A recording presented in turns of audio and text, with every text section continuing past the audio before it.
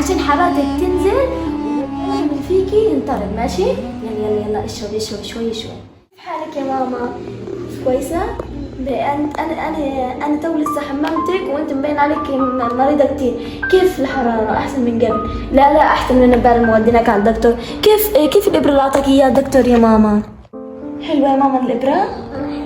طيب شو رأيك هلا نعطيكي هذا العلاج، لأنه الدكتور صار يقول لي لمدة 5 أيام ضلك أعطيها كل يوم. يلا شو رأيك؟ يلا تعالي أعطيك إياه. يلا شطور. يلا يا ماما تاخذ الدواء عشان حرارتك تنزل والبلغم اللي فيكي ينطرد. ماشي؟ يلا اشربي شوي. زاكي الدواء.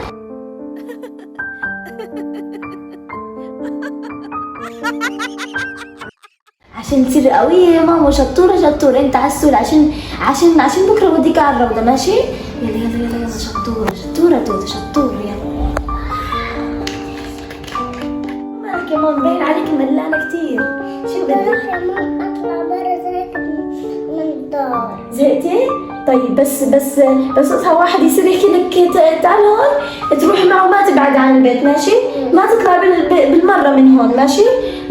ضلك على الباب وكل حين تطلع عليك من البلكون. يلا شطورة يا ماما روحي. بس اكل حاجة.